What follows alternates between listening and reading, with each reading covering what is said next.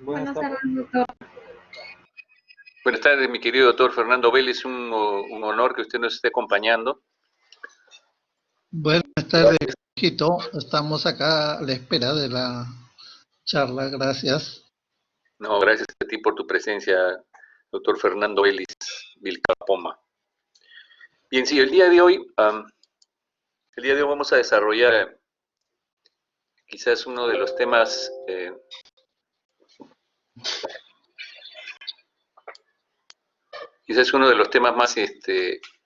más importantes de los pacientes críticos, de los diferentes tipos de pacientes críticos que estamos viendo, porque el 60%, probablemente en algunas unidades un poco más, pero el 60% a 70% ingresan por falla respiratoria o por shock. Y como hemos estado viendo desde la visión inicial del curso, el objetivo era que ustedes tengan un enfoque global de cómo enfrentar a un paciente que está crítico. Hemos visto el enfoque del ABCD, hemos visto el enfoque por problemas, cómo evaluar en relación a la evolución SOAP, evaluar el Glasgow. El ABCD ha sido persistentemente repetido por el tema del paro cardíaco, en este caso del politraumatismo y en general del paciente crítico. Y en este tema de shock, quizás en los últimos años se ha cambiado un poco el enfoque, pero el objetivo es fundamental. La evaluación clínica no ha reemplazado, repito, al revés, ningún examen clínico, ninguna bioquímica, ningún marcador ha reemplazado a una buena historia y un buen examen clínico. Sigue siendo esa la clave del manejo. Y podría decirles que vamos a revisar rápidamente algunos aspectos históricos, pero inclusive la tecnología con el estudio de la microcirculación a nivel de sublingual para evaluar el efecto de la sepsis, el shock en la microcirculación, quienes han estudiado esto han regresado a las fuentes y han vuelto a insistir que lo más importante es la evaluación clínica. La presión arterial, el pulso, la presión arterial sistólica, diastólica, el llenado capilar, y que en los últimos años eso vamos a revisar rápidamente, pero para que ustedes se den una idea de cómo estos conceptos han ido cambiando, pero que sigue persistiendo el de una buena historia clínica y un buen examen clínico. Entonces vamos a ver aquí, para que ustedes me sigan viendo un rato. Y vamos a compartir esta presentación. A ver.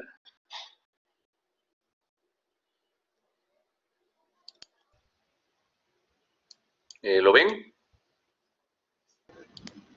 Sí, doctor. Perfecto. Bueno, shock, lo he puesto en inglés como siempre se escribe, pero choque también, ustedes lo encuentran en la bibliografía como shock y choque. Es un tema apasionante. Esto lo hemos aprendido hace más de 30 años ya, viendo pacientes en la unidad de cuidado intensivo, que se fundó en el año 1976. El doctor Vélez es uno de los médicos fundadores de esa UCI, en donde hemos aprendido, junto con él ha sido nuestro líder, junto con otros médicos, pero él ha sido fundamental en conductas y manejo clínico. Él es internista de fondo. Entonces, en esta unidad de cuidado intensivo que está en el Hospital Revalidate, que inicialmente tenía 7 camas, fue creciendo, y a la fecha hay 20, bueno, en este caso teníamos 24 camas en el segundo C, ahora se han duplicado casi, estamos con el tema de COVID, pero siempre fue una unidad de cuidado intensivo de avanzada, porque a pesar de, además de los médicos, entre ellos el doctor Muñoz, el doctor Vélez, la doctora Ana Caballero, vino un médico que jugó un rol muy importante en esa unidad, que fue el doctor, vino de Estados Unidos, y él fue uno de los que más aportó al conocimiento del enfoque americano especialmente, ¿no es cierto? Moisés Carpio, el doctor Moisés Carpio fue uno de los líderes que sentó la semilla de lo que es una evaluación y un avance en lo que es la medicina crítica. Trajo las fichas, las hojas de evoluciones de Estados Unidos, de los grandes. Él estuvo en el Henry Ford con el doctor Jean-Louis Van Sant, con los grandes de la medicina, con Max Harry Whale, que es el primero que describe el shock. Fue en su hospital, con él estuvo él, y siempre, cuando hemos tenido la oportunidad de visitarlo en Estados Unidos, Siempre ha sido una personalidad que era muy reconocida por su experiencia y le brindo un, un reconocimiento de la labor que él juró para el desarrollo de la medicina intensiva en el país. ¿Qué vamos a desarrollar hoy día? Algunos aspectos históricos, la definición de lo que es shock, los fundamentos fisiológicos que tienen que conocer para poder aprender lo que estamos manejando. Ayer ustedes han hecho algunos grupos práctica, de tal manera que ya tienen alguna idea por lo menos de los tipos de problemas que se presentan. Una clasificación, que es la más importante, quizás desde hace 5 años es la que más se usa en los textos, porque antes era algo confusa la clasificación de shock, y los libros de medicina interna más generaban confusión que facilitar la comprensión para el manejo de estos pacientes que ponen en riesgo la vida de los pacientes. El rol del uso de la noradrenalina a la fecha como droga fundamental para los diversos tipos de shock, los estudios Andrómeda, el de Surviving Sepsis Combined muy rápidamente, y cómo vamos a manejar a estos pacientes. Estos conceptos de medicina, miren ustedes, es encontrar esta bibliografía, porque me gusta revisar un poquito, de 3000 años antes de Cristo, ya el pulso en la medicina tradicional china ya se estudiaba, vean ustedes, para diagnosticar enfermedades, aparte de los otros aspectos de la lengua, del estado de humor, pero miren ustedes, el pulso ya lo estudiaban. Y esto se escribe en el libro de hace 3000 años, cuando el pulso es irregular y tembloroso, los latidos se producen a intervalos. Entonces el impulso de la vida se desvanece. Cuando el pulso es delgado, más pequeño que débil, pero todavía perceptible, fino como un hilo de seda, entonces el impulso de la vida es pequeño. Dijo Juan T. Chin Suwon. Esto fue escrito en British Medical Journal, pero él lo escribe 3000 años antes de Cristo en un texto de diagnóstico de medicina china, y donde vean ustedes, estudiaban el pulso, y hasta ahora la medicina tradicional Kung Huan Chi. Es muy importante esta valoración del pulso en los pacientes, el pulso radial, el pulso femoral. Y en el libro El canon de medicina interna de este emperador, consideraba la obra más antigua de la medicina china, lo mencionaba 20 tipos de pulsos, 22 tipos de pulsos, entonces 24, ya está. O sea, van avanzando, Wang Shuhei. Además de esto ya es 3000 años antes de Cristo, o sea, 3 siglos antes, hasta unos 1000 años antes. Pero ya en este caso esta es una línea de vida en donde vemos que ya los griegos, en 300 años antes de Cristo, ya estudiaban el pulso, 170, Galeno estudiaba esto, y ustedes ven Stephen Hales y otros siguieron estudiando ya no solamente el pulso, sino la variabilidad, cómo graficarlo, cómo hacer un EKG en 1895, o sea, es un EKG. De tal manera que aquí hay Herófilos, es un cuadro de Herófilos que justamente describe el pulso y lo mide usando un reloj de agua. Posteriormente, Galeno, él escribe extensamente sobre diagnósticos de enfermedades a través del pulso. Stephen Hall es un sacerdote que es el primero que mide la presión arterial y estudia el pulso batido a latido y describe las alteraciones del pulso con la respiración. Y todo esto lo hacen con un caballo en vivo, y es el primero que describe la presión venosa central en un caballo. Miren ustedes, William Harvey también aportó con el conocimiento de la circulación en 1500, Stephen Hall es el que estamos mencionando, la presión arterial y el pulso.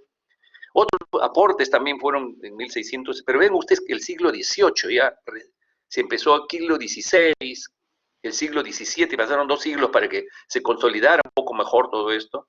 Y el papel de los investigadores como William Harvey, el doctor Ludwig, que es el que graficó el quimógrafo para graficar las ondas, etc.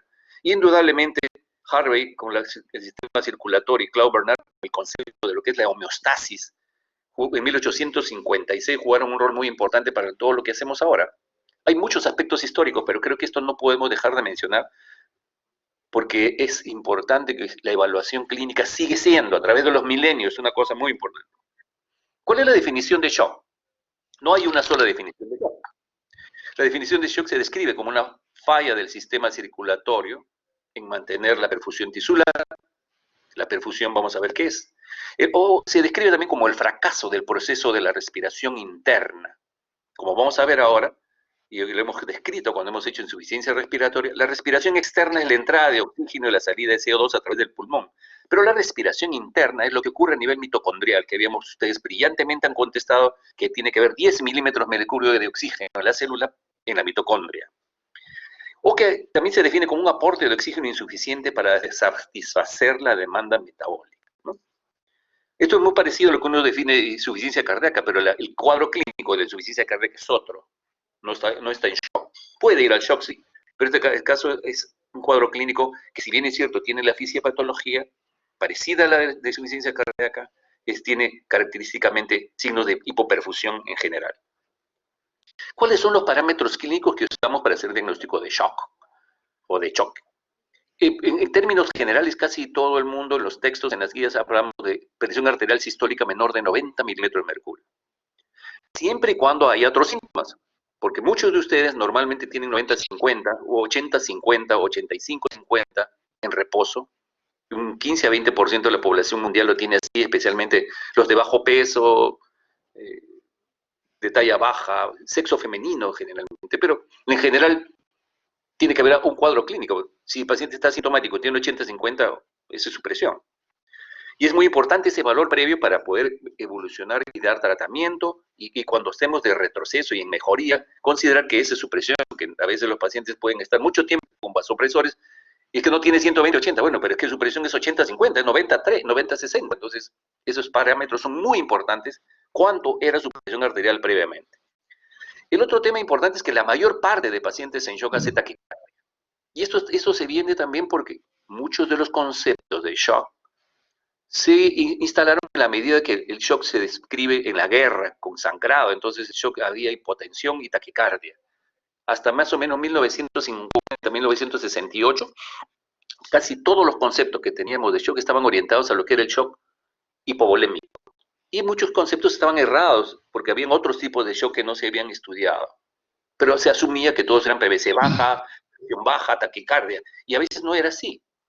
Como ustedes han escuchado al grupo que estuvo ayer en la práctica con el doctor Hermenegildo, algunos pacientes se dieron un shock neurogénico con bradicardia. Es más, un paciente con trastorno de conducción y con 30 de frecuencia cardíaca, y si no compensa eso con una buena presión arterial, puede hacer síncope y puede hacer shock por bradicardia o por taquiarritmia, como ustedes han visto. Como hay hipoperfusión tisular, hay definitivamente el sistema nervioso simpático, el cerebro en su conjunto se activan para mejorar la oxigenación, para mejorar y barrer el lado ácido base que a veces se deteriora. Los pacientes tienen taquipnia. El taquipnia es un síntoma que ya lo hemos conversado desde el inicio. Es un signo de enfermedad crítica clave. Cuando ustedes tienen una taquipnia no bien explicada, mejor lo observan 12-24 horas, hemos quedado eso. Puede ser la única manifestación de que se está descompensando el paciente. Porque tiene acidosis metabólica, porque tiene un cuadro séptico, porque está sangrando, porque está yéndose a descompensar. Entonces esa taquipnia siempre, el primer signo vital que nos habla de un paciente crítico es la frecuencia respiratoria no explicada, ni por ansiedad ni por otras causas. Y cuando hablamos de evidencia, además de hipoperfusión, hablamos que el llenado capilar es menos de 2 segundos, una oliguria no menor de 500, porque los pacientes pueden tener 70, 80, 90 kilos y lo que deben tener es menos de 0.5 mililitros por kilo por hora de diuresis. Así habla de liguria. Y compromiso del sensorio. La evidencia de esta hipoperfusión se da en la circulación sistémica, en el riñón y en el sistema nervioso central. Una desorientación con taquipnia puede ser que esté con un cuadro séptico, especialmente en el anciano. Vamos a hablar de algunas cuestiones ¿qué conceptos deben ustedes guardar como fundamental para poder diagnosticar y manejar un shock? Si hablamos del transporte de oxígeno, ¿sí? ¿Se ha cortado? ¿Están escuchando? ¿Todo bien? Sí, doctor. No, yo quería decir Sí, si doctor, el sí llenado se le capilar es mayor a 2 segundos o menor a 2 segundos. A ver, espérate, ¿qué he puesto ahí? Ahorita te contesto. El llenado capilar debe ser menos de 2 segundos. Entonces, acá deberíamos ser un llenado capilar mayor de 2 segundos. Ya está. Gracias, doctor. No, gracias a ti porque hubo un lapsus en mi secretaria, que soy yo además. Y ya.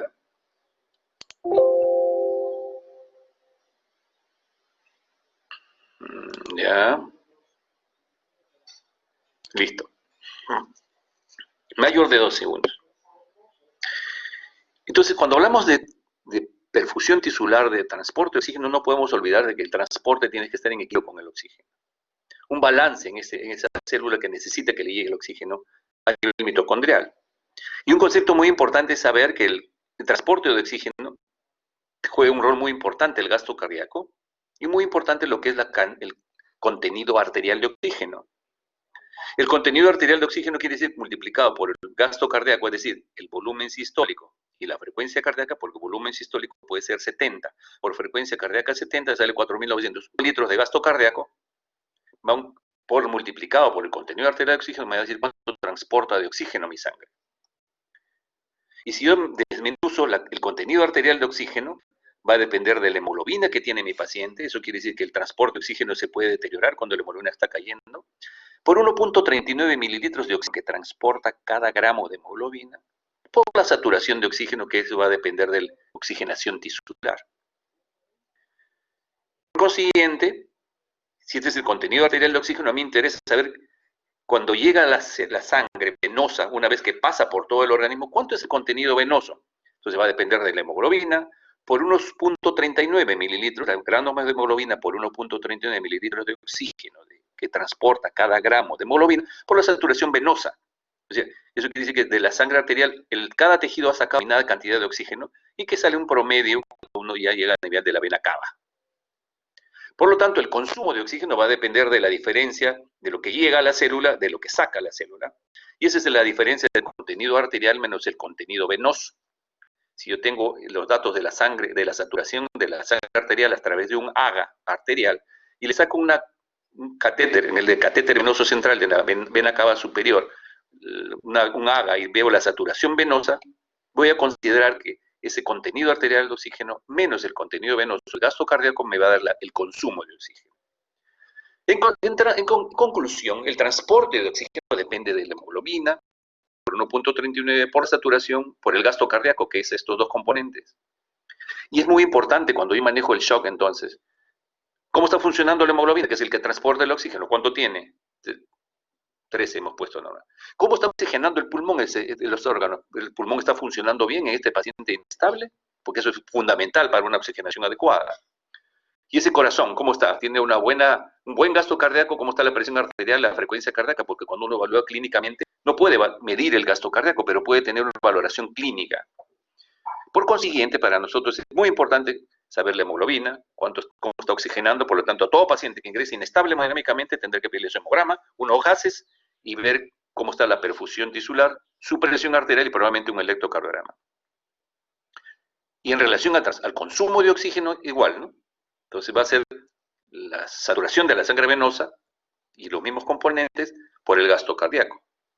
En resumen, ¿cómo multiplica las 15 gramos de hemoglobina por 1.39 mililitros de oxígeno por la saturación, que es de 0.95, o sea, 95% de saturación de la sangre arterial, por gasto cardíaco, que son 5 litros, se ve esto multiplica por 10. ¿Por qué se multiplica por 10? Porque estos son 5 litros por minuto. La hemoglobina es 15 gramos por decilitro, entonces lo multiplico por 10 para ponerlo todo en litros. O sea, esto podría ser 150 gramos de hemoglobina en un litro, en lugar de multiplicarlo por 10. Y al final el transporte de oxígeno que me da mis gramos de hemoglobina normal, mi oxigenación adecuada, mis gastos de 5 litros por minuto, 1000 mililitros de oxígeno por minuto, que llega a todos los tejidos y distribuye todos los tejidos. Nuevamente aquí el glóbulo rojo, ¿cómo está la hemoglobina? ¿Cómo está la oxigenación? ¿Cómo está el pulmón? ¿Cómo está el corazón? Y el consumo de oxígeno va a ser la diferencia, pues indudablemente, de la sangre venosa, que es más o menos 70 de saturación, hemoglobina por 1.39, por la diferencia arteriovenosa de oxígeno, por el gasto cardíaco, y más o menos hay 250 mililitros de oxígeno en la sangre venosa. Esto es muy importante que ustedes lo sepan, porque mire, eso quiere decir que en condiciones normales yo transporto 1000, pero solamente consumo 250. Eso quiere decir que el aparato cardiovascular, los sistemas de transporte de oxígeno, le dan solamente se consume el 25% del oxígeno. Y eso quiere decir que tenemos una reserva cardíaca muy importante para poder transportar, para poder hacer deporte, para poder consumir más oxígeno. Y si tengo una enfermedad aguda, esa reserva cardíaca es muy importante. Y por lo tanto, mientras mejor calidad de vida tengan ustedes, mientras no fumen, mientras hagan deporte, tengan una vida sana, esa capacidad de reserva va, y ustedes lo están viendo con el COVID, ¿no es cierto?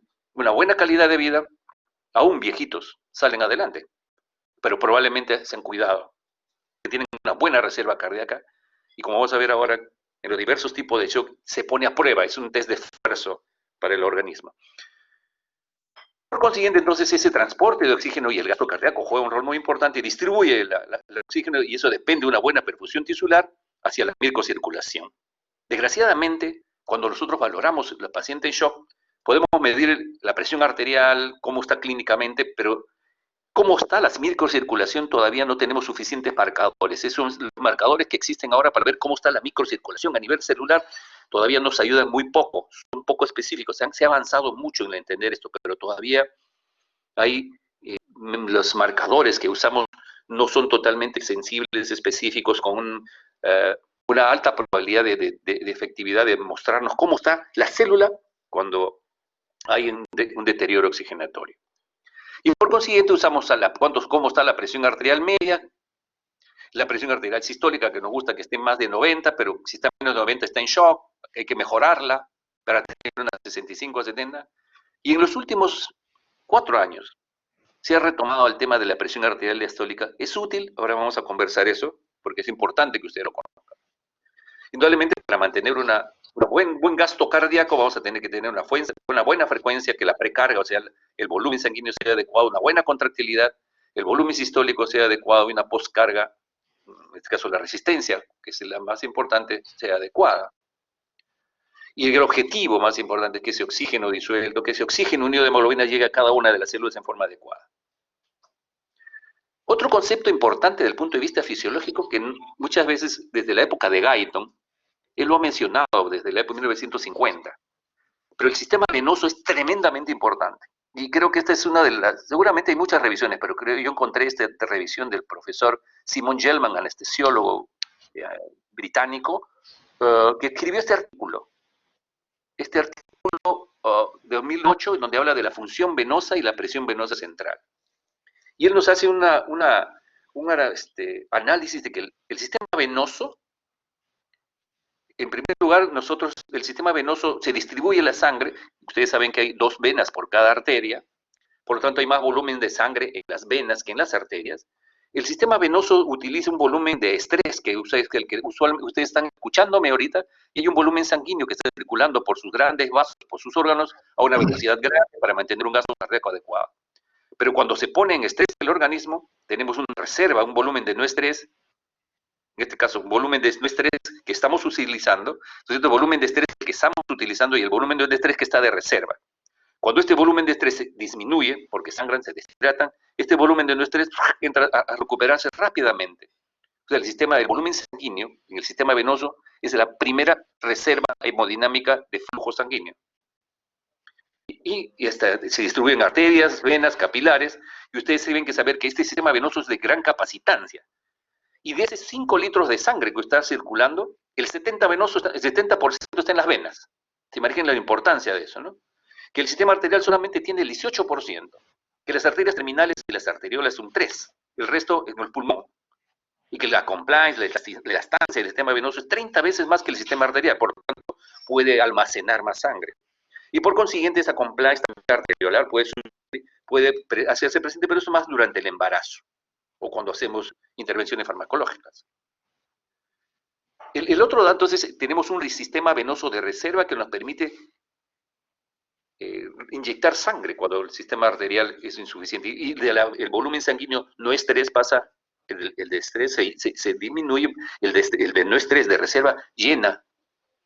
El otro dato muy importante es este concepto del doctor Richard Westcott acerca de los cambios inducidos por las catecolaminas en la circulación esplácnica.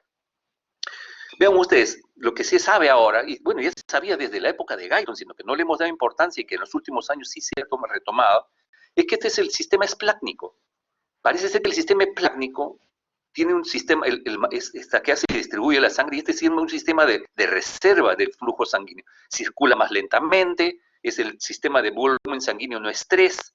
O sea, eso quiere decir que el resto va a las extremidades, probablemente, va a las extremidades y ahí está un volumen sanguíneo que es el que circula. Pero aquí en el sistema esplácnico es donde está la mayor reserva en las arterias celíacas, hepáticas, acá donde el flujo es más lento, y que cuando hay pérdida de sangre, esto es lo que inyectan sangre a la vena cava inferior y sube arriba al corazón. Y otro lado ya se sabe que estas también arterias y venas tienen receptores alfa, alfa 2, beta, que justamente cuando hay una gran descarga adrenérgica ante situación de estrés, se constriñen y van a inyectar ese volumen sanguíneo a la circulación general. Vean ustedes cómo los receptores alfa a niveles de la arteria portal, de la arteria hepática, de las venas portas, tienen receptores alfa que inyectan y se constriñen cuando hay un estrés, y aproximadamente hay un 20% de volumen sanguíneo. Vean ustedes cómo qué volumen sanguíneo hay en este reservorio esplácnico que puede ser movilizado a la circulación sistémica. 1.225 mililitros de volumen, vean ustedes. Y es movilizable rápidamente 820, pero si hay una vasoconstricción, el volumen sanguíneo que se inyecta es entre 18 mililitros por kilo. O sea, un volumen sanguíneo un 25%. Entonces, con esos dos conceptos de lo que es el transporte y consumo de oxígeno, lo que es el volumen sanguíneo, que la mayor cantidad de sangre está en el sistema venoso y que es un sistema de reserva, nosotros vamos a poder entender un poco mejor lo que se viene de aquí adelante. Cuando yo enfoco al paciente con shock, le hago una buena historia clínica y el examen, y una cosa es que no puedo dejar de preguntarle si es que está despierto, ¿tiene usted sed? Porque es la primera, eso quiere decir que está despierto, voy a poderle dar líquidos vía oral. Pero si está inestable, va a tener que ponerle endovenoso, indudablemente. La presión arterial, ya hemos visto. ¿Cómo está el pulso? ¿Normal? ¿Arrítmico? ¿Taquicárdico? Si está hipotenso, tiene que haber taquicardia, ¿sí? O bradicardia, pero no puede estar normal. Si está normal, algo no está bien. La frecuencia respiratoria, que hemos conversado ya. Y el llenado capilar, que es el tema que me... Ay, perdón, aquí donde... nosotros siempre hemos hecho el llenado capilar presionando la uñita, pero creo que tenemos que homogenizar, tenemos que sistematizar. Y en un estudio del año 2017, 2018, que se llama el Andromeda Shock Trial, que se hizo entre el grupo europeo y unidades de cuidado intensivo, encontraron que uno debería hacer esta prueba a través de un método mucho más sistematizado, y que debe hacerse de esta forma, vean ustedes. Es una lámina por objeto que se presiona el pulpejo del dedo durante 10 segundos, y eso debe ser cronometrado mejor todavía, usted con su relojito, sin 1, 2, 3, no, contadito, sino cronometrado para que, y ese es el llenado capilar sistematizado que proponen los investigadores para poder homogenizar los exámenes, porque depende de la fuerza que usted presiona la uña, depende si la uña es gruesa, depende si el dedo está con hongos. Entonces, es importante ese tema. Vean ustedes nuevamente, 10 segundos y el llenado capilar se puede observar mejor. Eso es lo que se recomienda al año 2020. ¿Ok? En los estudios de Andromeda Shock Trial, el doctor Louis Devol, que es un francés, el doctor Glenn Hernández, que son tromes en este tema, nos enseñan que esa es la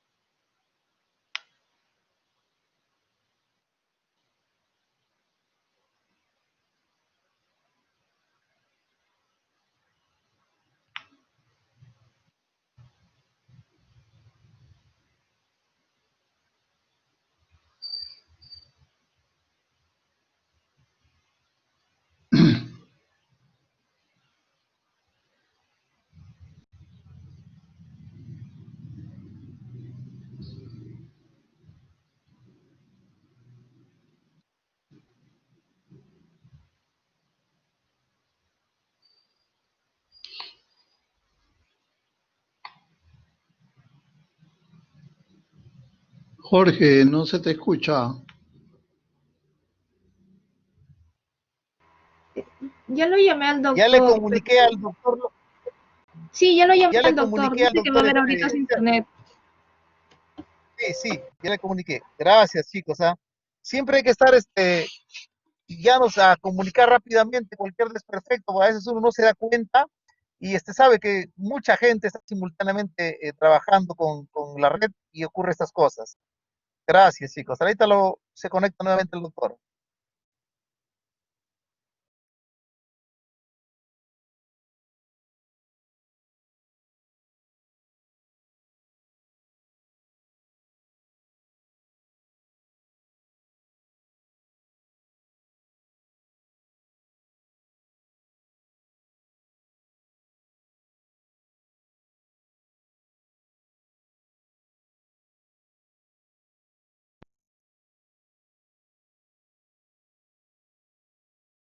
¿Listo? ¿Me escuchan? ¿Ahora sí? Sí, doctor. Comparte A ver, pantalla, maestro. espérate, vamos a compartir ahorita.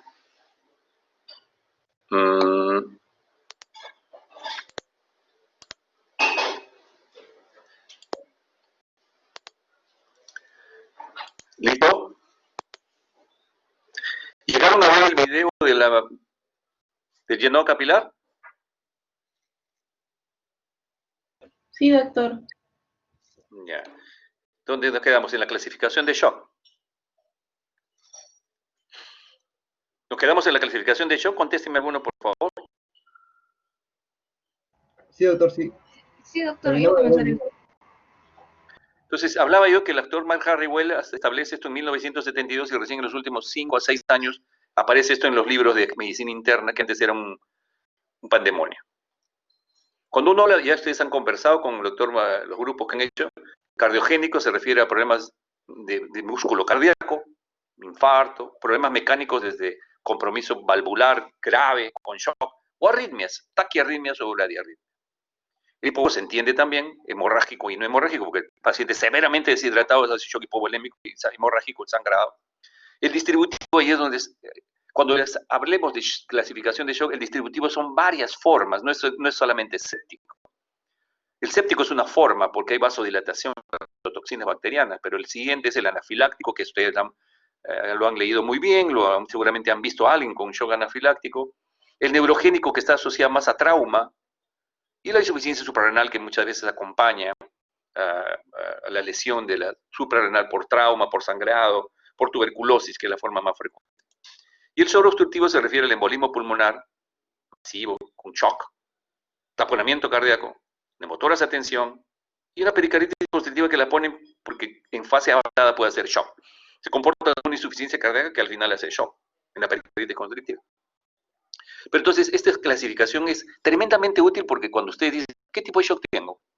Rápidamente dicen, esto tengo que manejar a todos los pacientes, les hacen, además de una evaluación clínica minuciosa para ver clínicamente hacia dónde nos enfoca y la historia, pero acá no debe faltar un electrocardiograma, no debe faltar la evaluación del llenado capilar y los signos de perfusión, no debe faltar una buena historia para el fiebre, un poco infeccioso, o trauma, o alguna droga o medicamento, y en el shock obstructivo sospecha de ver el diagnóstico en cada una de estas condiciones.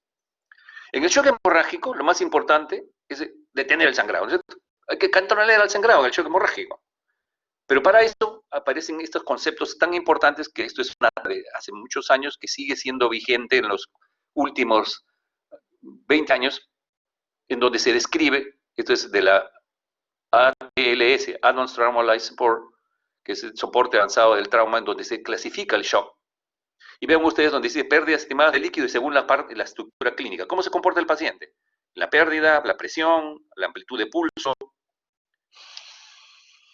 la frecuencia respiratoria, el débito urinario. Y lo más importante es que acá, mire, 750, 1500, 1500 a 2000 y más de 2000.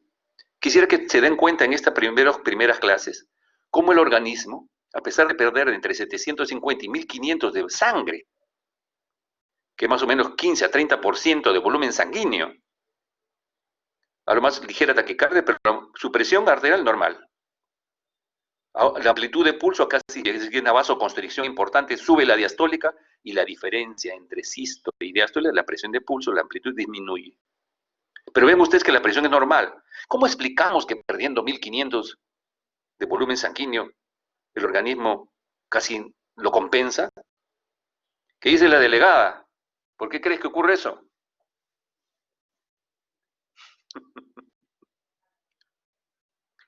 Entonces, para eso está. ¿Qué dice la delegada? A ver, va a hablar, a ver. Vamos, Franca. ¿Por qué crees que ocurre esto? Doctor, ¿me lo puede repetir, por favor? Ya no. Lo voy a decir yo. Mira, la idea era que, fíjate, ha perdido 1500 de sangre y casi no, la presión arterial está normal. Hay una amplitud disminuida del pulso, pero está normal. Entonces, esto es explicado porque ese volumen sanguíneo venoso se inyecta 1200. O sea, perdí 1500, se pierde, bueno, se inyecta 1200. Además que los tejidos empiezan a extraer más oxígeno de la sangre. Llega la sangre arterial que si no le llega suficiente oxígeno porque ha perdido hemoglobina, el contenido arterial de oxígeno ha disminuido, entonces las células extraen más oxígeno y así se compensa. El volumen sanguíneo se incrementa, las catecolaminas tratan de mejorar la presión arterial. ¿Hay algún problema otra vez? ¿Hay algún problema otra vez? ¿Me avisan acá? Se pasen, ¿no? Ya. Entonces, ahí, eso explicaría por eso es que no se modifica la presión arterial. Pero vean ustedes cómo ya después de 1500 a 2000 ya, pues ya también. Acá ya lo diagnostica el de vigilante de la parte de la UCI, de emergencia, ¿no? Está pálido, sudoroso, shock. Y acá sí ya la presión arterial disminuye. La amplitud de pulso también, hay taquicardia. Y luego en fase 4 han perdido más de 2 litros y el paciente está en su vida en peligro. Confuso, letargado. Acá ya no solamente puede mejorar con cloruro, sino que pasarle sangre, indudablemente. Esta es cuando ustedes lo han visto esto cuando han hecho trauma. A, B, C, D, cuando está en shock. Signos de shock, sí. ¿Cuál es el punto de sangrado en el trauma? Externo, compresión, huesos, compresión, tórax, drenaje, abdomen. Pero acá en el shock hemorrágico y traumático es un índice de shock sistólico, y eso es muy importante que lo graben, que es la frecuencia cardíaca sobre la presión arterial sistólica. Y este debe ser alrededor de 0,5 a 0,7. Porque mire, es posible que yo tenga 80 de pulso y 120 de sistólica. Creo que sale 0,6. Pero entonces el 0,5 a 0,7 es normal. Pero ¿qué pasa si eso es más de 1,1? O sea, hay mucha taquicardia, baja la sistólica. Eso quiere decir, hay más taquicardia que sístole. Probablemente va a requerir transfusiones. El trauma, en el shock hemorrágico. 1/46, encontrar 1/46 o más en una transfusión masiva. Tengo que preparar mi hospital, llevarlo a un centro donde necesito que haya buena cantidad de sangre porque si no se me va a desangrar. O sea, para eso sirve esto. El índice de shock sistólico, frecuencia cardíaca sobre presión, me dice si el paciente va a requerir transfusión y si... Hay varios estudios, pero este me parece, inclusive incluye este estudio de gestantes, cuando la paciente sangra, la gestante sangra, si tiene 1,46 de índice de shock, necesito ya pasarle cloruro, pasarle sangre, lo que tengo, pero llevar al hospital que tenga un buen banco de sangre, porque probablemente va a necesitar transfusión masiva, además de operarla para controlar el sangrado, que es lo que hemos conversado. Y por lo tanto va a necesitar paquete 2 a 4, 2 a 4 plasmas, 2 a 4 plaquetas, y en los últimos años se ha reforzado que inclusive crioprecipitado tenemos que dar más tempranamente. Plaquetas, crioprecipitado, plasma y paquete. Un dato importante es que los diversos tipos de shock, vean ustedes como el hipovolémico, el cardiogénico y el obstructivo, vean ustedes como los gastos, y esto clínicamente es muy importante que ustedes vean, si el gasto cardíaco cae, gran descarga enérgica y la resistencia vascular sistémica se incrementa, por lo tanto el paciente está pálido, sudoroso, con piloerección, midriático, con cierta midriasis, ansioso, sudoroso, polimnéico. Eso probablemente, así se comporta un paciente con gasto cardíaco bajo, se llama shocks con gasto bajo, y las resistencias están altas. Acá porque le falta líquido, acá porque su corazón no está bien y acá porque está obstruido. El otro dato importante es que vean ustedes cómo el gasto cardíaco en el shock distributivo puede estar, si este paciente tiene gasto bajo y este shock distributivo, vamos, séptico, después de líquidos, miren, el gasto siempre está alto y la resistencia está baja. Claro, el shock distributivo se caracteriza por una resistencia vascular sistémica disminuida y un gasto cardíaco alto. Repito, el shock distributivo se caracteriza porque hay vasodilatación y el organismo trata de mantener la presión arterial media como baja la resistencia a través de un gasto cardíaco alto. Gasto cardíaco por resistencia mantiene presión arterial. En este caso, baja el gasto cardíaco y ellos sube la resistencia para mantener una presión arterial media. Y eso es muy importante porque miren ustedes la saturación venosa, la célula trata de extraer, la saturación venosa cae, porque la célula trata de sacar la mayor cantidad de oxígeno. Si estaba en 70 de saturación, baja a 68, 65, 60. O sea, la sangre venosa viene menos desoxigenada, con menos oxígeno, porque la célula, si está bien, extrae oxígeno. Y por último, entonces, en resumen, los shocks distributivos generalmente tienen gasto alto, resistencia baja, porque están dilatados, y el organismo trata de que ese corazón trabaje más contracción para mantener ese shock distributivo, especialmente séptico. Y ahí es por eso es que cuando nosotros hablamos de shock distributivo, pues decimos que esto se parece mucho a un deporte. Imagínense ustedes a un anciano hacerle correr 100 metros planos o 200 metros planos a todo full, que necesita un gasto cardíaco alto. Por eso es que el shock séptico en los ancianos, en los pacientes con enfermedad coronaria, con enfermedad cardíaca, tiene alta mortalidad, por encima del 40%, 35, 40%. Y es que no es más, dependiendo del manejo. En general, este shock hipovolémico, uno hace reto de fluidos.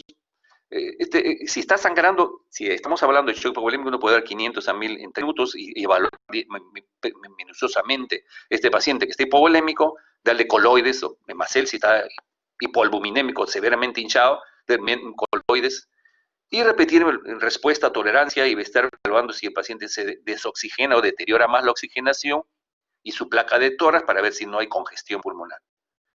Generalmente el ingreso, como hay menos dilatación y más vasodilatación por el problema, en este caso del shock hemorrágico, esta región de fluidos trata de compensar, pero a veces no es suficiente, ¿no? A veces los pacientes requieren de situación agresiva durante primeras 24 horas, pero creo que lo más importante es controlar el sangrado.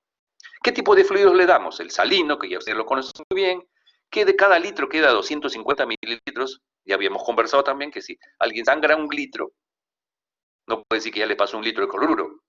Tiene que pasarle 3 a 4 litros de cloruro para compensar ese litro. Los coloides, como albúmina, gelatinas, ya no usamos este starch, pero tienen una capacidad expansora plasmática mejor que el cloruro y por cada litro se queda 500 en el intravascular. Indudablemente la sangre, el ejército ha demostrado que la sangre total es mejor que cualquiera, pero el ejército en sangrado, y ahora la tendencia es no usar sangre total por los riesgos infecciosos que existen. Por lo tanto, esta fluidoterapia que yo administro en este paciente tiene que tener mucho cuidado, porque si no manejo bien ese reto de fluido cada 30 minutos, ver cómo está, si está mejorando el llenado capilar, si está menos taquicárdico, y tengo que atenuar esa agresividad de los fluidos, y porque si no me lo llevo al edema pulmonar y se complican las cosas. Antes decíamos, no importa, le ponemos furosemida, pero se ha visto que ese edema pulmonar aumenta la mortalidad. Puede haber insuficiencia renal, especialmente por los coloides, starch, y la hipercloremia que se genera. Puede haber un síndrome de hipertensión, un paciente post-trauma con abdomen tremendo que ha tenido que ser operado agresivo de abdomen con heridas perforantes por herida pulso penetrante de bala o un shock séptico con necrosis intestinal, quedan asas intestinales edematosas, ustedes pasan líquido, se hinchan las asas, la presión intraabdominal se incrementa mucho, hasta insuficiencia renal, insuficiencia respiratoria, y algunas de estos coloides pueden generar anafilaxia. El edema pulmonar no deja respirar adecuadamente al paciente y ese edema intestinal genera lo que se conoce como presión intraabdominal, hipertensión intraabdominal, que en el tiempo, si no lo corrijo bien, que no abro el abdomen, no le provoco una laparostomía, esa puede generar isquemia, puede generar insuficiencia renal, insuficiencia respiratoria, y por lo tanto, shock, insuficiencia respiratoria e insuficiencia renal. Entonces, hasta ahí quedamos con el shock hipovolémico. Cuando hablamos de shock obstructivo, nos referimos fundamentalmente al shock, por ejemplo, por taponamiento, ¿cierto? O por embolia pulmonar. En estos casos, la resistencia aumenta, ¿cierto? Si el llenado es inadecuado, hay disminución del volumen sistólico, disminuye el gasto cardíaco, cae la presión arterial y el gasto cardíaco está disminuido.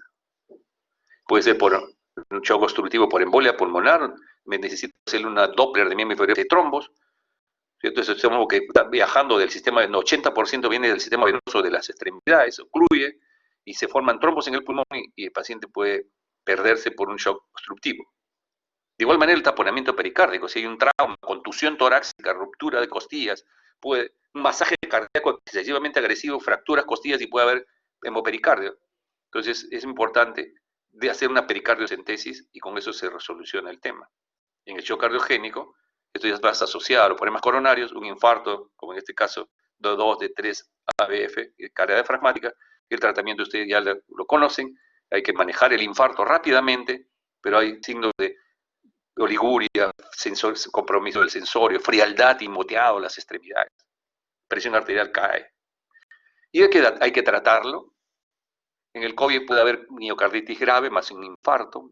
Entonces, es una situación que tengo enzimas cardíacas y un EKG en todo paciente en shock, y más como casos que estamos manejando. Entonces, el shock hipovolémico, shock obstructivo y shock distributivo. El shock distributivo más importante es el shock séptico. El shock séptico, ¿sí? ¿Estamos con el tiempo ya? Todavía, ¿no? Ya. Me avisan, ¿ah? Me avisan 5 minutos antes de que ya estamos en el tiempo. Y sigo hablando. El shock distributivo séptico, dime. Doctor, sí, doctor, disculpe, mi internet está un poquito lento. Sí, ya estamos sobre casi la hora. Algunos chicos ya van a salir en un ratito a su otra clase. Pero usted puede seguir, se queda la grabación. Ya listo. Ok. El shock distributivo es el shock séptico, más importante por estafilococo, coli, pseudomonas, y la clasificación última, el sepsis 3, habla de sepsis, y shock séptico, que lo vamos a conversar en otro momento, que genera alteración de los mecanismos de coagulación. Y vean, el enfoque actual de estos pacientes es más o menos así. ¿Qué pasa si yo tengo un paciente de 70 años con historia de enfermedad coronaria que está taquicárdico y signo de shock séptico? Una neumonía, una colecistitis aguda, lisitis. Y hay dos posibilidades: que este paciente tenga 92,55 y por lo tanto una media de 67, o que tenga en este caso 115,45 con una media de 67. Entonces, a la fecha, este es un dato muy importante porque los pacientes que vamos a manejar de aquí adelante son pacientes COVID, muchos de ellos, porque la enfermedad se va a quedar con nosotros, y estos pacientes tienen a veces shock séptico, viral o bacteriano, si es que se agrega una neumonía. Y la idea es cómo mejoro rápidamente ese shock.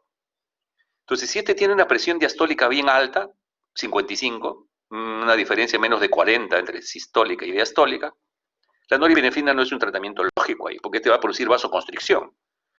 Pero vemos este paciente que tiene signos de hipoperfusión, es hipertenso, es coronario, y vean ustedes cómo está la diastólica, y ustedes que saben que la presión diastólica se irriga en las coronarias, no es bueno tenerlo con diastólicas muy bajas. Este paciente probablemente hay que iniciar norepinefrina más tempranamente, a pesar que tiene 115, pero mire la diastólica. Y seguro que está con una taquicardia 20, 130 para mantener. ¿Y qué es lo que hacemos usualmente? Pasamos líquido a los dos tipos de pacientes, y después que no responde al líquido ya le pasamos norepinefrina. Y la idea es dar norepinefrina más temprano en el que tiene diastólicas muy bajas. Este tipo de shock distributivo es el 66% de los tipos de shock en un reporte del 2010 a nivel del mundo, 2% obstructivo, 16% cardiogénico, 16% hipovolémico.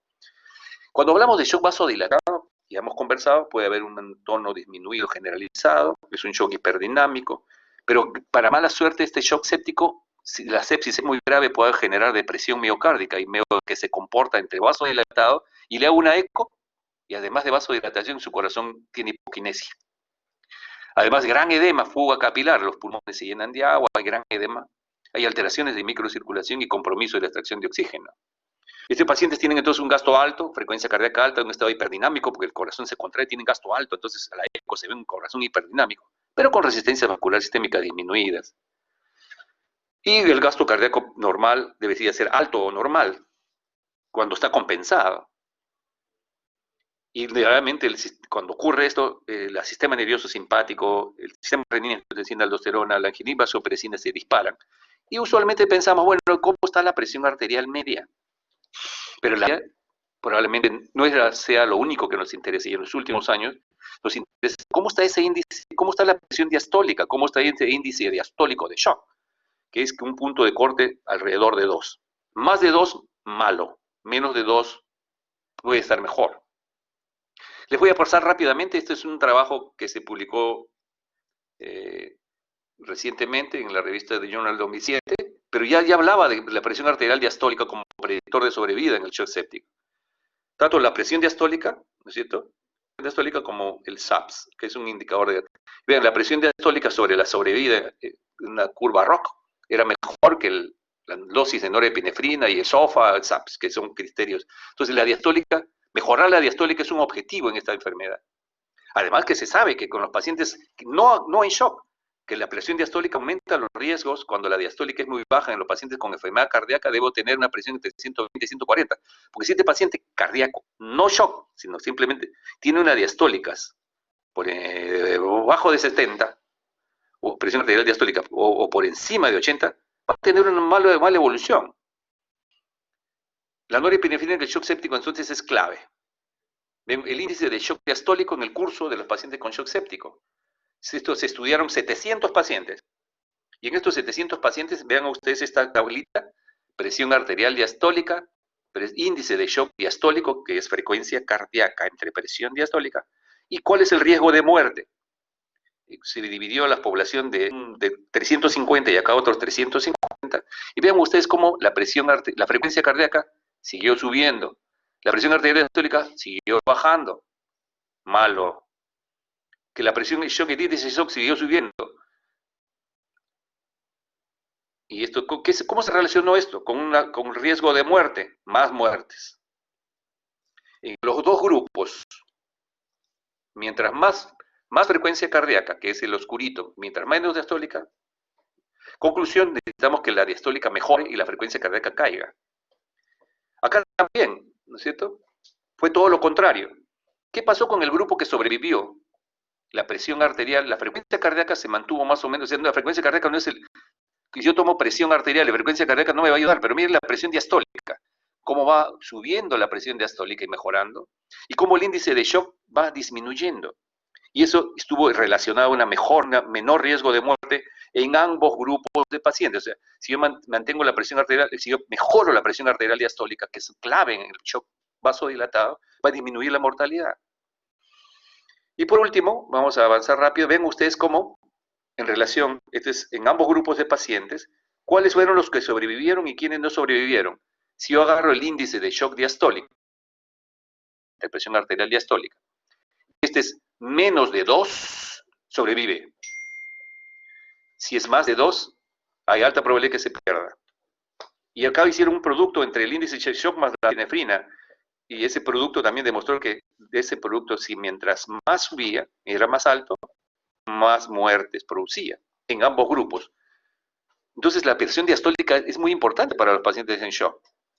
Y ya a veces yo corrijo, lo opero, le doy antibióticos y como dice Sigourney Osler, salvo en casos excepcionales, parece que el paciente muere más por la respuesta de su cuerpo a la infección más que por la propia infección. O sea, a veces ustedes controlan la infección, pero la respuesta inflamatoria que puede comprometer la vida del paciente, y en este shock séptico por abscesos pulmonares, bacteremias, abscesos hepáticos, shock séptico por virus, como sucede ahora con el COVID, tenemos que dar tratamiento antibiótico a esos pacientes, definir qué gérmenes son y poder dar tratamiento. Tengo que dar profilaxia para la trombosis venosa, profilaxis para úlcera de estrés como omeprazol o cualquier inhibidor, y el checklist que tengo que hacer. Si hace falla respiratoria, tengo que estar vigilando porque tengo que intubarlo, va a haber una injuria pulmonar, un distrés respiratorio, y va a necesitar ventilación mecánica, a veces con maniobras agresivas para barrer ese tema del distrés respiratorio, dando volúmenes TIDAS bajos, controlando a través de profesionales de que hagan un manejo inteligente y fisiológico del distrés respiratorio. Y el examen clínico es un activador, pero no un sustituto de la evaluación hemodinámica. Escuchen lo que dice. Eso quiere decir que tenemos que examinar bien al paciente y luego hacer un ecocardio probablemente para ver dónde está el problema. Entonces, miren, este es un algoritmo que puede ser... No podemos examinar y poner Swan-Ganz a los pacientes con COVID. Tenemos que ser menos agresivos, menos invasivos, menos muestras, y estar menos tiempo con el paciente y poder controlar mejor. Entonces, si es hipotensión, si la hipotensión mejora con fluidos y su antibiótico, todos tranquilos. Pero si esa hipotensión persiste y es signo de hipoperfusión, la hipotensión predominio diastólico, el tiempo de llenado capilar es más de 2, la diástole menos de 40, y el índice diastólico de 2, y mientras que el otro hay predominio sistólico, pero con las características y con un lactato también alto, más de 2, y tiempo de llenado más de 5, acá tengo que, si está una hipotensión con predominio diastólico, tengo que iniciar tempranamente la noradrenalina, no voy a tener que darle tanto fluido porque lo voy a congestionar, voy a generar más problemas. Indudablemente si este persiste también, pero tengo que buscar rápidamente cuál es el por qué hay predominio sistólico. Y ustedes han visto que los pacientes con shock con gasto bajo, es el que tiene resistencia alta y probablemente la diastólica más alta. Eso implica o tiene un problema hipovolémico, o tiene un problema obstructivo o un problema cardiogénico.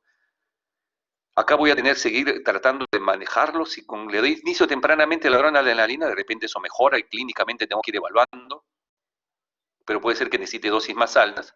Y en el caso del paciente que tiene predominio sistólico, tengo que hacer una eco para poder definir si es por depresión miocárdica global, por un infarto, por la misma sepsis, si es por un sufrimiento del ventrículo, si lo hemos puesto a máquina, tengo que regular el ventilador, o si definitivamente hay signos de hipovolemia, el corazón, el signo de Kissing, los ventrículos se pegan, el corazón está seco, eso implica que tengo que darle líquidos y optimizar y volverlo a examinar, terminaré quitando la noradrenalina cuando empiezo a mejorar la hipovolemia y el paciente se va estabilizando. De igual manera acá, le empiezo noradrenalina y acá se va estabilizando. Pero existe la posibilidad de que siga mal. Necesito ya un monitoreo más agresivo con una serie de sistemas, probablemente el PAIC u otros, y si esto revalúo y no hay mejoría, probablemente necesite un tratamiento de rescate porque estamos ante una situación que no se ha controlado ni con fluidos ni de antibióticos, que necesitaba iniciar rápidamente noradrenalina y ya seguido, ya ha necesitado dosis altas, no de 3,05 de noradrenalina, y que probablemente necesite un tratamiento de rescate con otras formas. En los últimos años la vitamina C, los corticoides y tiamina han pasado a ser un tema de... Todavía hay, y esto fue porque el profesor Paul Marik publicó un trabajo que mostraba lo siguiente. Trató con los sistemas convencionales, el grupo control y un grupo con shock séptico, a los que le dio su ventilación, sus vasopresores, su SOFA, su Apache, su mortalidad. Y a este grupo de tratamiento le dio tiamina, corticoides y vitamina C. Vean ustedes cómo la mortalidad en el grupo de tratamiento, mortalidad predictiva era 40 acá, y acá 41. Bueno, acá murió el 41%, pero acá bajó a 14. A ver, creo que viene una más. Entonces, en los últimos años hay trabajos que aparentemente demuestran que no es útil, pero tengan la plena seguridad que esos trabajos que yo he visto, que me los ha enseñado Hermenegildo, porque me dijo, y este trabajito, bueno, ese trabajito se lo han hecho en Europa, donde no hay mucha desnutrición, más bien hay malnutrición por la obesidad, no hay la desnutrición que hay acá. Segundo, no hay el alcoholismo, probablemente allá también hay alcoholismo, pero allá se nutren bien. Nosotros tenemos provincias en donde vemos a los niños alcohólicos, y el alcoholismo es muy frecuente en nuestro país también, y lo tomamos como normal. Al fin de semana se dan unas copitas, no pasa nada, pero no se comen bien, el alcoholismo es muy frecuente. Y de otro lado, es interesante ver, porque en nuestro país hay sistemas de nutrición parenteral que no tienen tiamina. Entonces, cuando alguien viene en shock séptico y tiene nutrición parenteral, que dale tiamina porque no hay, están dando dosis pediátricas. En resumen, para terminar ya, los objetivos inmediatos de shock es tratar de mantener una presión arterial media con un índice menor de 2, un índice sistémico menor de 1, también sirve para el paciente con shock de cualquier naturaleza, con un índice cardíaco adecuado. Mantener una hemoglobina de 7 a 9, no necesitamos transfundir. Entre 7 a 9 el organismo, si mientras no sea coronario, si es coronario le subimos a 10, pero todo paciente con 7 a 9 de hemoglobina transporta bien su oxígeno. Hay que darle suplemento de oxígeno o ventilación mecánica si lo necesita. Estar pensando que tengo que bajar el lactato y eso le controlo. Así como le tomo unos gases, cómo está la presión arterial diastólica, la sistólica, cómo están sus gases, cómo está su llenado capilar, veo cómo está el lactato y cómo está la orina. Y en el caso de, este es en general, pero también en el caso de shock hipovolémico, tengo que controlar el sangrado. Le doy sangre, coloides, identifico el foco de pérdida, tienen que entrar en endoscopía, si es una hemorragia digestiva, una radiografía para embolización, si es que no hay forma de cirugía, un CT scan y una resonancia para ver si sigue el sangrado, una cirugía de emergencia en el caso de trauma. El caso de choque cardiogénico, angioplastía, ¿no es cierto? Balón de contrapulsación si se choca, una angiografía coronaria, revascularización, bypass, infarto ventrículo derecho, fluidos y vasopresores, Si hay una normalidad mecánica y ruptura del septum, de repente cirugía de emergencia. Eso va a dependerse del cardiólogo y la unidad de cirugía cardíaca que deben estar atentos. El shock obstructivo, ya hemos visto el taponamiento pericárdico, una pericardiocentesis, un drenaje quirúrgico opcional. Y en la embolia pulmonar nosotros usamos, se diagnostica con scan, ventiloperfusión, pero fundamentalmente una tomografía, angiotomografía con protocolo TEP para ver el trombo. Y una terapia trombolítica si está en shock. Todo paciente con tromboembolia pulmonar y shock, trombolisis, a no ser que haya alguna contraindicación. Y ocasionalmente si el paciente está con una contraindicación y a pesar de trombolisis no ha mejorado, se está jugando, el ECMO, y una cirugía con ECMO puede salvarle la vida. He visto un trabajo de 20 embolias masivos con shock grave, alta probabilidad de muerte, 90%, colocaron ECMO, sacaron el trombo y los pacientes vivieron de los 20 a 18. Y por último, el shock distributivo. Identificar la fuente de infección. Si no identificamos, estamos mal. Drenaje quirúrgico, hay que presionar para que el cirujano opere, no diga, estabilízame, oye, no se va a estabilizar, ya lo tengo con vasopresores, acá un ventilador, opéralo y me lo llevo a la UCI, me lo llevo a mi servicio. El tratamiento antibiótico debe ser inmediatamente que se diagnostique una sepsis, debe ser administrado a la primera hora, como si fuera trombolisis, como si fuera angioplastía, a la primera media hora, a la primera hora, como si fuera angioplastía, la trombolisis en el ACV. Ese es el tiempo clave. Así como, o sea, no es que hago la receta en la mañana y recién se lo doy a las 4 de la tarde, no. Ahorita me trae el antibiótico. Póngale las 2 gramos de ceftriaxona en este momento para una neumonía. Póngale el gramo de imipenem en este momento cada 8 horas porque no quiero que se lo pongan mañana ni a las 4 horas, sino ahorita, en 15 minutos, media hora, una hora. Baje a farmacia y súbalo. Monitoreo de UCI, fluidos, su norepinefrina, utilizaré. Y tus signos de perfusión, el llenado capilar, que orine adecuadamente, y el fluido es muy importante, pero lo más importante de administrar el fluido es definir si necesito vasopresiones temprano o no. Es un momento de reflexión este problema del shock. De manera que ustedes tienen que analizar que muchas veces hay que tener un momento de paciencia, calma, y decir qué es lo mejor para mi paciente. ¿Cómo está su diastólica? ¿Cómo está su llenado capilar? ¿Cómo está su lactato? ¿Cómo está orinando? Y tomar las mejores decisiones. Y siempre lavándose las manos para el paciente en las normas de bioseguridad y más ahora que hay COVID. Muchas gracias, jóvenes. Las preguntas, al toque. Si no, no vamos a terminar. ¿Preguntas?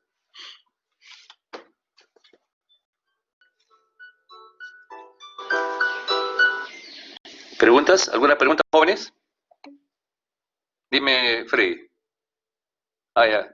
Bien. Ya.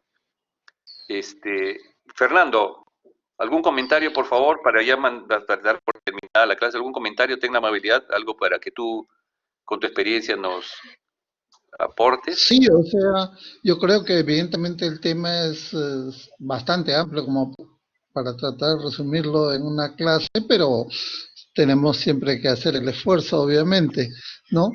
Porque el shock es un síndrome, ¿no? No es una enfermedad que se utiliza en la práctica clínica cuando denominamos a la insuficiencia circulatoria que ocasionalmente se desarrolla durante la evolución de diferentes patologías, ¿no? Y cuya aparición asocia a una elevada mortalidad. Yo creo que eso es siempre algo que hay que remarcar. Es un estado patológico asociado entonces a determinados procesos cuyo denominador común es la existencia de hipoperfusión e hipoxia tisular en los diferentes órganos y sistemas, que si es que no lo corregimos rápidamente van a producir lesiones celulares irreversibles y eso llevar a fracaso multiorgánico, ¿no? Tanto los mecanismos fisiopatológicos que has explicado tú muy bien, que conducen al shock, como las manifestaciones y el tratamiento del mismo difieren en cada caso, dependiendo de la etiología y el tipo de shock, y también del momento evolutivo en el cual lo agarramos, y del tratamiento aplicado, y de la situación previa del estado de salud del paciente. O sea, intervienen varios factores. Y otro punto importante es que pueden coexistir distintas causas de shock en un mismo paciente, ¿no? De forma que el cuadro clínico y hemodinámico no van a ser los típicos, lo que puede dificultar su interpretación. El shock es un síndrome multifactorial grave que amenaza la vida del enfermo. Evidentemente interesa a todas las ramas de la medicina, porque en todas las ramas de la medicina puede presentarse que un paciente tenga shock, ¿no? Y que este se puede insertar en cualquier momento evolutivo de diversas enfermedades, o puede ser la primera manifestación de ella, llevando a la falla cardiovascular y a la muerte del paciente. El shock es una entidad grave, de pronóstico ominoso y que constituye todo un desafío para el médico. Yo creo que con esto podemos tratar de resumir todo lo que se ha revisado hoy día de manera tan interesante como lo has presentado tú. Gracias. Muy gracias a ti, Fernando, por tus palabras y por tu presencia, que siempre es un estímulo. Y el profesor Moisés Carpio, ¿cuál era su segundo apellido? Moisés Carpio Caraza, ¿será? Terrazas. Terraza, ¿no? Siempre será una persona a quien lo recordaremos con mucho cariño por todo lo que nos enseñó, y bueno, ustedes les enseñó y nosotros hemos seguido la línea que ustedes han trazado. Muchas gracias por tus comentarios. No sé si habrá alguna otra pregunta, jóvenes, para dar por terminada la clase. Bien, Okay, hay que estudiar. gracias. Un abrazo, gracias.